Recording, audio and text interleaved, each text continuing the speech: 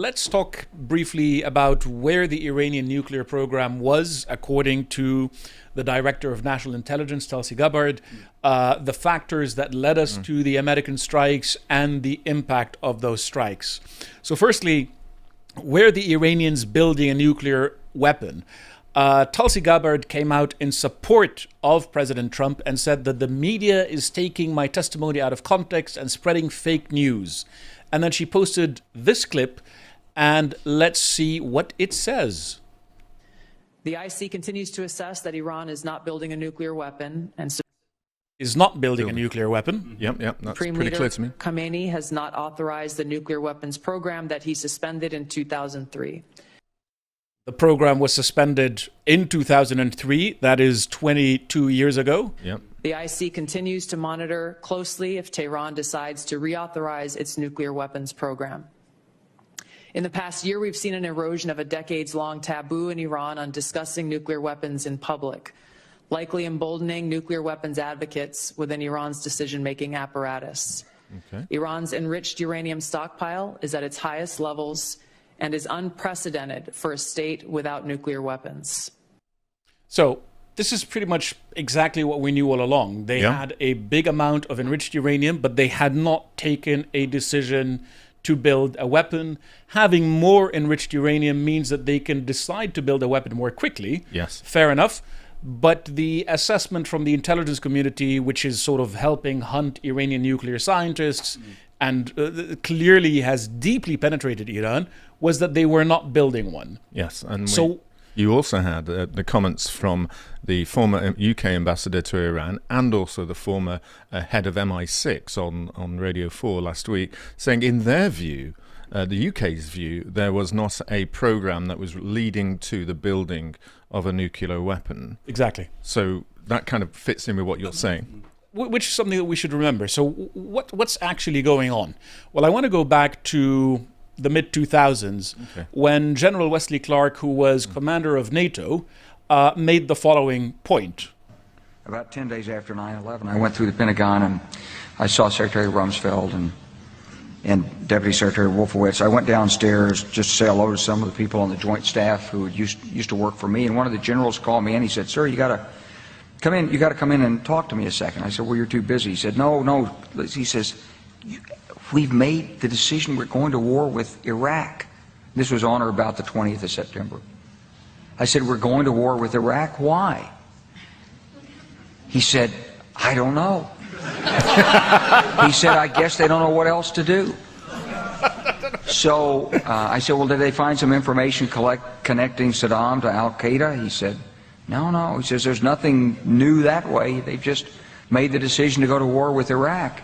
He said, "I guess it's like we don't know what to do about terrorists, but we've got a good military and we can take down governments." And he said, "I guess if the only tool you have is a hammer, every problem has to look like a nail." So I came back to see him a few weeks later, and by that time we were bombing in Afghanistan. I said, "Are we still going to war with Iraq?" And he said, "Oh, it's worse than that."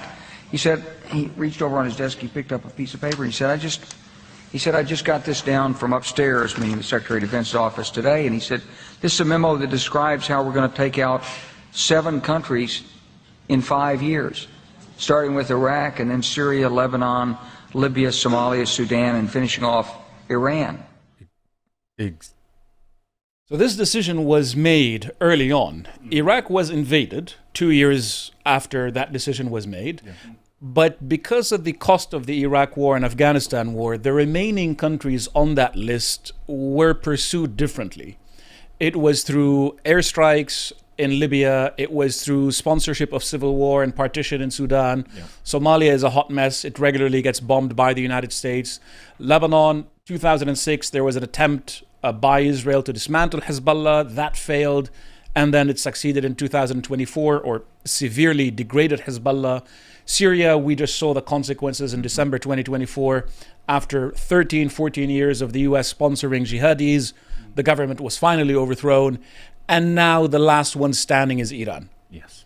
And the unofficial leader of this neocon policy has always been Benjamin Netanyahu. This is Netanyahu testifying to Congress in 2002 before the invasion of Iraq, and look at what he promised. But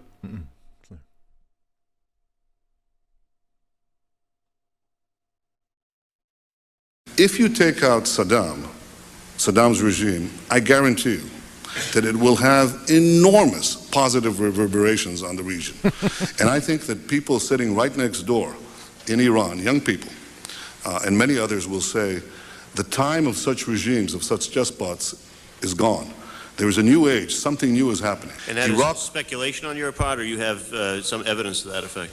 I was asked the same question in 1986. I had written a book in which I had said that the way to deal with terrorist regimes, well, with terror, was to deal with the terrorist regimes. And the way to deal with the terrorist regimes, among other things, was to apply military force against them. The way we did in Afghanistan.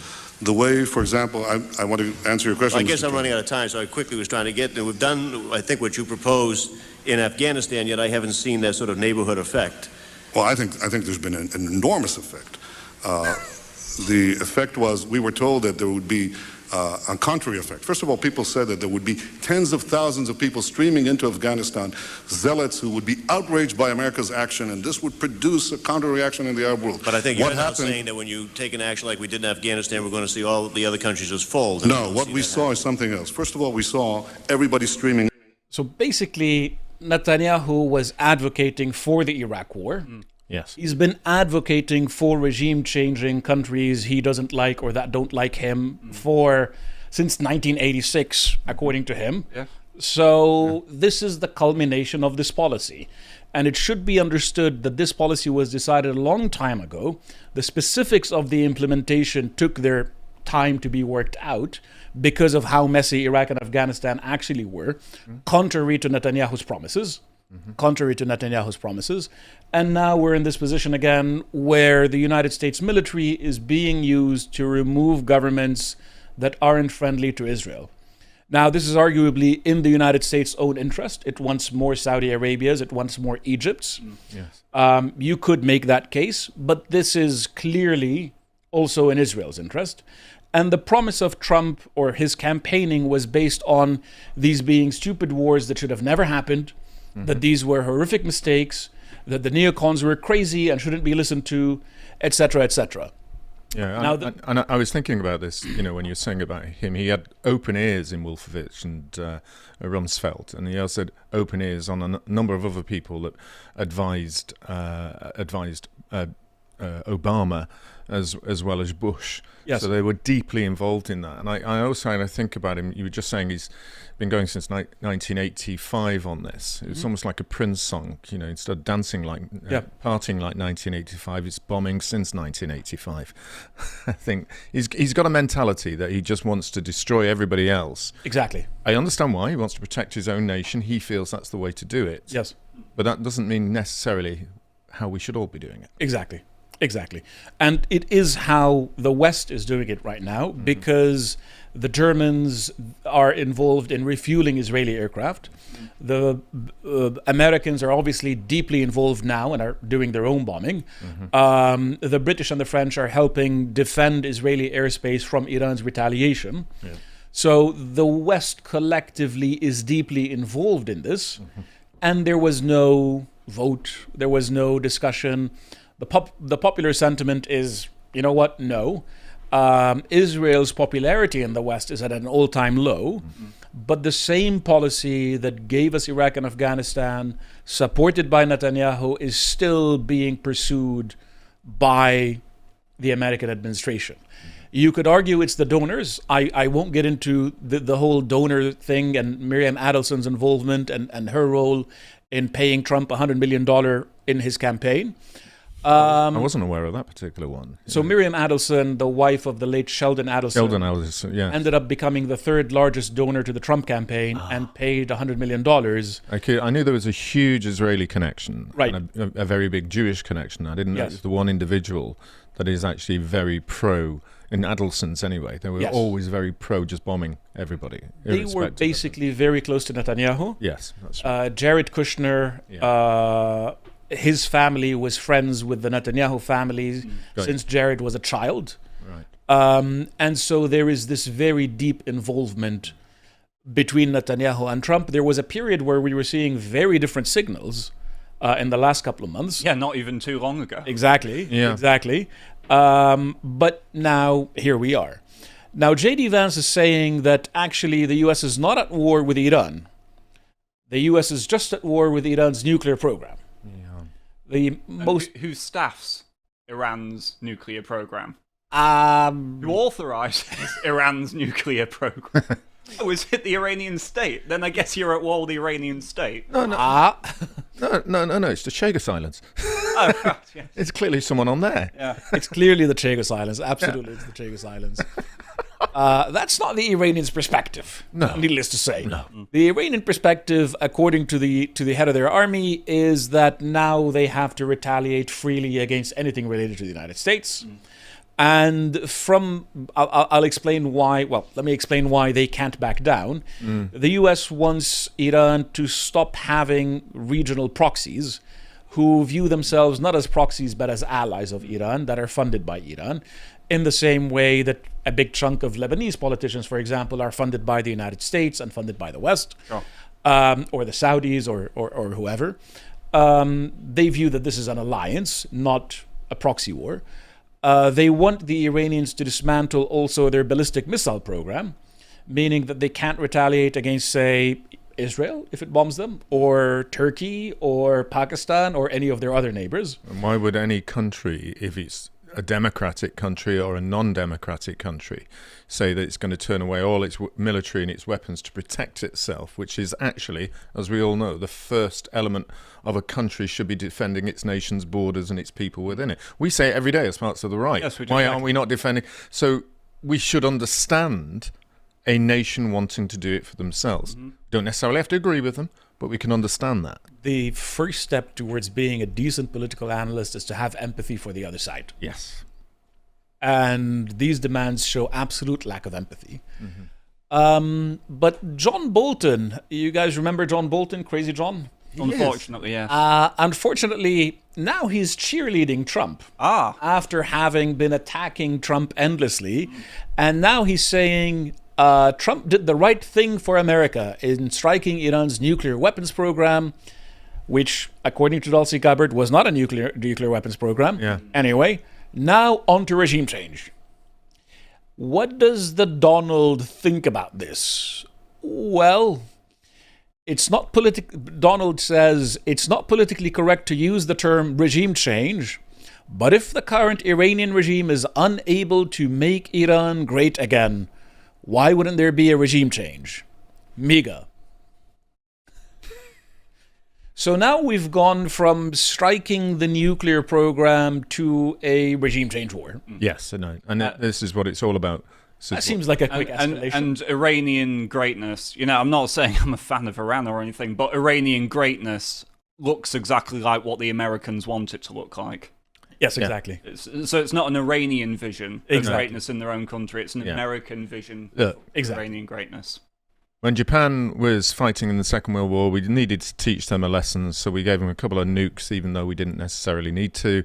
But then we made Japan great again because we controlled it with our kind of soldiers, military, and of course our governor, who controlled the country for about 15 years. Exactly. Once they did as we told, and they are puppet enough to be able to say, and I'm sorry to use the word puppet because people will no doubt criticize before me, but if you do not allow a nation to run its own right, in the same way Britain was a puppet of the European Union, yes.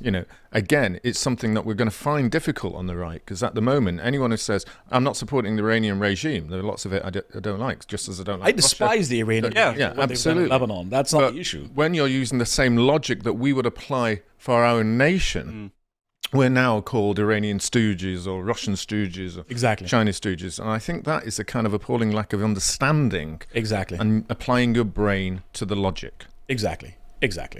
If the defense of this is that this is necessary to further the American empire, yes, let's have a conversation on these things. Sure. And let's be honest about it. But if this is supposed to be good for the United States or good for the region or good for the Iranians, that's just not true. Oh, no. That's just not true. No. So what were the effects of the strike? Well, the issue seems to be that Trump started this off by saying that the Iranian nuclear program has been absolutely obliterated, that it's been completely destroyed, but there are a couple of missing details. One, we went from the Americans saying that the nuclear program has been obliterated to them simply saying that it's been severely damaged, which is not quite the same thing. No. And if you take it with a little bit of time, we might end up discovering more and more details about what was damaged and what wasn't. But part of the problem seems to be that the Iranians were using trucks to move a big bunch of stuff from Fordow before it was struck, and possibly to close Fordow with dirt, to sort of shut down the tunnels with dirt, to preserve the facility. And it seems that nobody actually knows where the highly enriched uranium is right now, which is a little bit of a problem. The Israelis are saying that they have intelligence on where that enriched uranium is. Interesting intelligence, according to Netanyahu. But we don't actually know that. And we don't know how they've dispersed it. And we don't know what's still there. And the certainty that the Fordow was actually obliterated won't exist until the International Atomic Energy Agency gets to inspect it, which the Iranians obviously won't do because the IAEA makes its findings public and does include obviously a number of Western spies. So the Iranians are absolutely not going to allow access to their nuclear facilities. So with the missing enriched uranium, and the Iranians rather reasonably saying nobody's allowed to come near our nuclear facilities while we're being bombed, the argument is going to be made, rightly or wrongly, that the Iranians are building a nuclear weapon. Rightly, because that seems like a reasonable thing to do when you're being attacked by a superpower and you want to establish deterrence. Wrongly, because we won't actually know anymore. Which puts us into that lovely field of political choice that politicians love, of the weapons of mass destruction. Yes. We're going to tell you they've got weapons of mass destruction. Exactly. Where's the evidence? The evidence is our intelligence. Where's the intelligence? Our intelligence officers are telling us. Where's the intelligence the intelligence officers have got? Their intelligence has come from the people who are providing them with the intelligence. And on and on it goes when they don't have the proof or not willing to show it because, hey, we all trust our governments. Yep. So this is obviously heading towards a regime change war. Yeah, of course it is. And if you're the Iranians, you can't really negotiate because they were supposed to meet with the Americans to negotiate on 16 June. Yes, of course. The Israelis started bombing on 13 June with the explicit objective of scuttling these negotiations because that's what Netanyahu's always wanted. And then Trump last week said that he's going to give himself 2 weeks to decide whether or not to attack Iran on 21 June. And then on 22 June, he goes ahead and he attacks Iran. Yeah. So if you're the Iranians, can you, if you wanted to negotiate? You're not going to want to negotiate now, are you? And that's really what they wanted. And that's exactly what the objective is. So whether we like it or not, this is now a massive regime change war. And don't we see this as exactly the same scenario as happened in Russia-Ukraine? Because, of course, there they went to Turkey with an agreement to actually negotiate a peaceful settlement. Putin's team all were ready. Even Zelensky's accepted that they were ready to sign things. And then along comes Boris Johnson and some of the Europeans, backed with the more warmongering deep state United States, to say, no, let's scupper this. Yes. And so the Russians have used the same excuse. We came for peace to negotiate. You then did other things that led us not to have that negotiation. Yes. Now, mind you, that nothing that I'm saying here is intended to say that the Iranians are in a good position. Oh, no. They're getting hit from the air. They didn't know that they didn't see the B-2s. The American reporting on the airstrikes that they conducted was that no Iranian air defense fired at the B-2 strike packages, at the B-2 jets that were doing the bombing, neither while they were entering Iranian airspace nor after they'd bombed and were exiting. They didn't see it. They're getting hit left and right. They're deeply penetrated by Western intelligence. Yes. They're in a very big mess. And they have no idea where the intelligence penetration is. They just executed 2 people over the last 2 days and arrested another 36 people for spying for the Israelis. And these are just the ones that they know about. And they don't know where they haven't accounted for all of the Israeli drone bases on their territory. So they could still get hit quite severely. But even though they're in a very difficult position, the possibility of talks has been taken away by Netanyahu's actions and by Trump's follow-up actions. And we should be clear about all of this. And this isn't in any way a defense of the Islamic Republic of Iran. They're a bunch of insane theocrats. But it's equally insane to look at the experience of Afghanistan, Iraq, Libya, and Syria and say we should trust Benjamin Netanyahu because he told us that these were good ideas. Let's let him have another go. Yeah, his great ideas led to millions coming into Europe, and now we're dealing with grooming gangs in the United Kingdom and the changes of our laws that will lead to an Islamophobia definition coming in that will ban us from being able to discuss it without having to look over our shoulders. Exactly. So the consequences of him trying to defend his nation by destabilizing Middle Eastern countries has led to the whole-scale destruction, in part, of the European continent. And if the Iranian regime falls, and all of these refugees and political exiles from Iran, well, Israel's not going to want them in Syria or Lebanon or any of its neighbouring countries, are they? So they're all going to come to Europe. Of course, and we saw that in Syria. First, a whole load who didn't like the regime that was in place, so they left. And now we've got a whole new load of coming over because we've got ISIS terrorists who were welcoming in our arms and shaking their arms and giving them big hugs, despite the fact they've been beheading people for the last 10 or 15 years. What lovely individuals we're bringing in. Yes. All because of this policy. Yes. And it will happen. Exactly. And so what I wanted to do in this segment was just to explain how these decisions are being made. This wasn't a spur-of-the-moment decision where negotiations had failed and where really it became necessary to do a demonstrative strike or something. The strikes happened because negotiations could have succeeded. And for the Israelis, it was not acceptable to allow the Iranian regime to survive under reduced sanctions and with more inspection of its nuclear program. I would have argued that this would have guaranteed regime change in a few years' time. The supreme leader of Iran, Khamenei, is 85. He's not well. He doesn't have a clear successor. The Islamic Revolution's idea of exporting the revolution had already failed. They could have made a deal. There was still a possibility there. That would have probably brought about the end of the regime through the Iranians' own machinations and internal politics.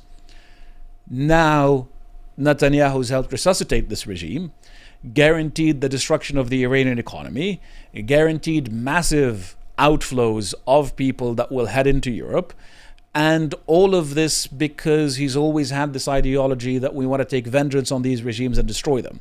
Yeah. As if having 1 million Gaddafis running around in Libya is better than having one Gaddafi. Or as if having 1 million Assads or Saddams running around in Syria and Iraq was better than having one of each. And so this is a disastrous mistake. And this was decided on much earlier, 25 years ago, and they've just killed the possibility of a peaceful settlement. Which is more, not more palatable, but is something that you can roll your eyes at more if it weren't for the fact that Trump had basically identified himself as the anti-war candidate, the anti-continuity for the deep state candidate, the anti-corruption candidate, and the America First candidate. Somebody expressed it as you could vote for whoever you want, but you'll always get John McCain. Yeah. And that pretty much seems to be it. And do you think when we're looking at this, it's the imperative rather than letting him die over a period of time, and the regime would naturally have changed, whether it was another mullah, whether it was another kind of more secular leader with a little bit more power and influence. It's that pressure that's happening in Russia-Ukraine war as well that's bogged down, and the Iranian links into there, the kind of fact that they're providing weapons, it's keeping the economy of Russia going with the trade that's between the two of them. They also see this as a potential opportunity to say we can kill two birds with one stone. By having this destabilizing effect, we're having a real impact on Russia too. But the reason the Iranians have rubbish air defense is because they didn't trust the Chinese or the Russians to install a full integrated air defense.